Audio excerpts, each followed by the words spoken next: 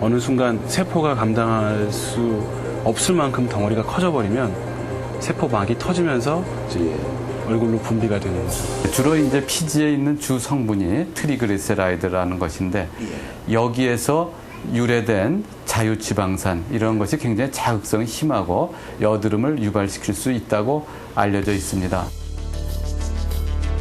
피지 과다 분비가 1차 원인이라면 여드름균은 여드름을 악화시키는 주범이다.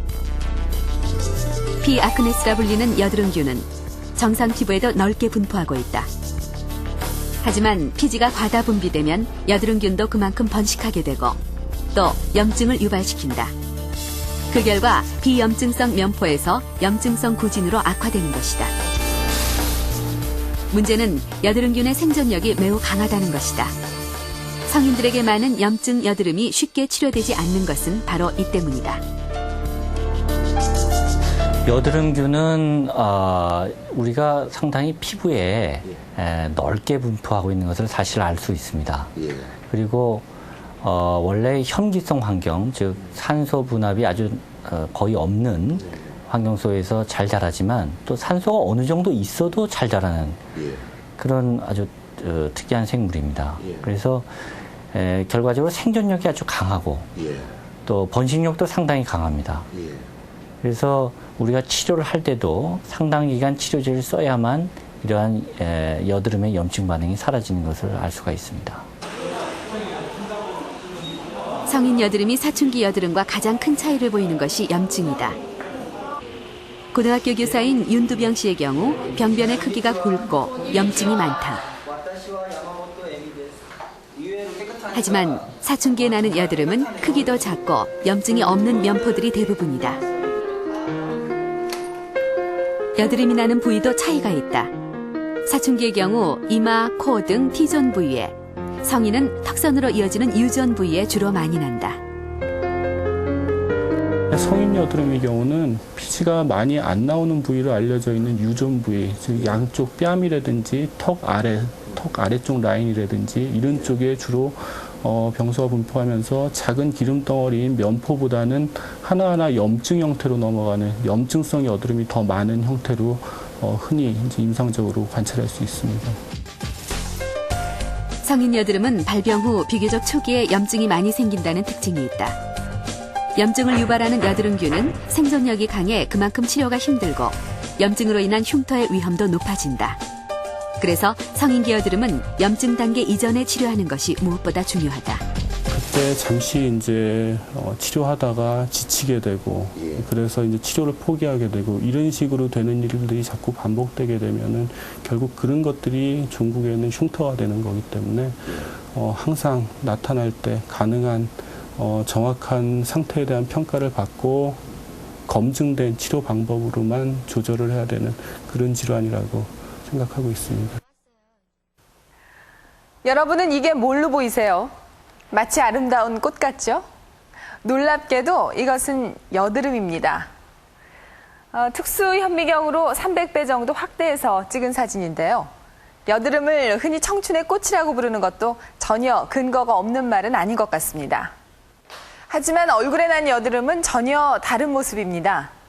제 얼굴에 여드름이 생기면 얼마나 달라 보이는지 한번 볼까요? 여러분이 보시기엔 어떠세요? 턱 쪽으로 여드름이 좀 났을 뿐인데 왠지 건강해 보이지 않는 것도 같고 표정도 훨씬 어두워 보입니다. 거울도 보기 싫다는 여드름 환자들의 심정을 이해할 수 있을 것 같습니다. 원래 여드름은 사춘기에 나고 성인이 되면 없어지는 것이 정상인데요. 성인이 된 이후에 여드름이 계속되거나 새로 난다는 것은 뭔가 비정상적인 것이죠. 그래서 최근 늘고 있는 성인 여드름을 두고 전문가들은 몸이 보내는 이상징후라고 경고합니다. 앞으로 14초 끝까지 당겨줘. 지난해 아테네 올림픽 대회 유대에서 값진 금메달을 따낸 이원희 선수. 24살의 나이지만 그의 얼굴에는 여드름이 많다.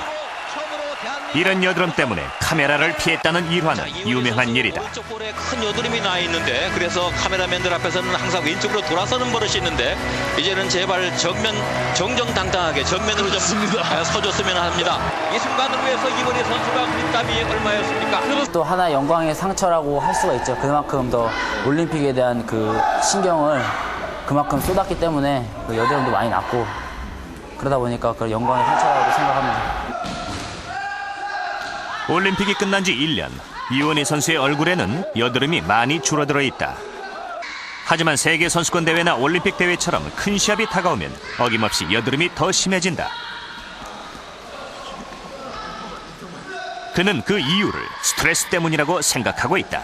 큰 시합 두고 이제 스트레스를 많이 받다 보니까 더 많이 나는 것 같아요. 운동도 격하게 하게 되고요. 그렇죠. 그러니까 운동을 격하게 하는 것보다 뭐 운동은 항상 격하게 하는데 이제 그 시합에 대한 그 생각이 더 많아지고 이제 스트레스를 많이 받다 보니까 여드름이 더 많이 나는 것 같아요. 성인 여드름은 스트레스가 원인일까? 사춘기 여드름은 2차 성징과 함께 남성 호르몬의 증가로 인한 피지 과다 분비가 원인으로 알려져 있다. 하지만 성장이 끝난 25세 이후 성인 여드름은 성호르몬의 영향은 적다고 할 수 있다. 대신 스트레스 호르몬의 영향이 커진다는 것이다. 성인기 여드름도 거의 유사한 형태로 나타나는데 성호르몬의 작용보다는 스트레스 호르몬의 작용이 보다 더 크게 나타나게 되면서 스트레스 호르몬이 성호르몬과 거의 유사한 구조를 가지고 세포에서도 유사한 반응이 나타나게 되기 때문에 스트레스 호르몬에 의해서 동일한 반응이 나타나면서 여드름이 생성되는 것으로 알려져 있습니다. 스트레스가 여드름에 미치는 영향을 실험을 통해 알아보기로 했다. 혈액 검사랑 그 피지 분비에 대한 대상은 수련이 1년차 과정의 인턴 4명. 이들은 응급센터 근무를 밤낮으로 교대하고 있다. 시작을 하려고 합니다. 최근에 스트레스가 어느 정도 되는지 14시간 동안 야간 응급실 근무를 앞둔 시점에서 신체 상태를 검사했다. 검사는 2가지로 진행됐다. 먼저 여드름의 원인이 되는 피지 분비량을 알아보았다. 이마와 뺨, 그리고 턱, 이 세 부분의 피지를 정밀하게 쟀다.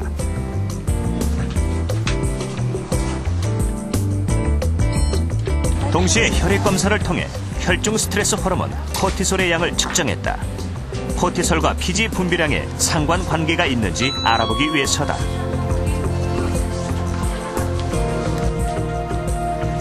응급실 근무 직후 동일한 검사를 해 비교 분석하기로 했다. 인턴들은 저녁 6시부터 다음날 오전 8시까지 잠을 전혀 자지 않고 밤샘 근무를 하게 된다. 일종의 수면 박탈 상태인 것이다.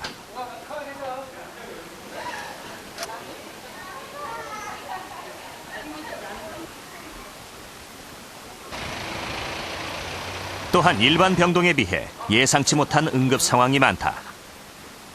그만큼 일에서 받는 스트레스도 크다고 할 수 있다. 14시간 근무하는데요. 계속 밤 동안 일하니까 아무래도 다리도 많이 아프고 그보다 환자분들이 이렇게 예측하지 못하게 계속 들어온다고 생각하니까 긴장을 늦출 수가 없으니까요. 그게 많이 힘든 것 같아요. 잘 하려고 그러는데 막 환자분들이 막 화내고 그러실 때 그럴 때 힘들고 그렇죠. 그리고 내가 일을 잘 못하는 것 같은데. 밤샘 근무 10시간째. 인턴들의 얼굴에는 피곤한 기색이 역력하다.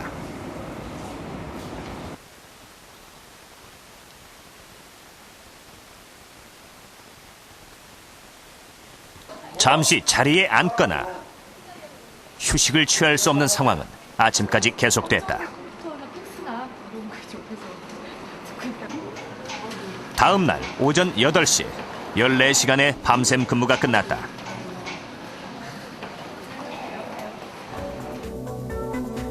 수면 박탈과 과중한 업무, 극단적인 스트레스 상황인 응급실 근무는 우리 몸에 어떤 영향을 미쳤을까? 서둘러 검사를 진행했다.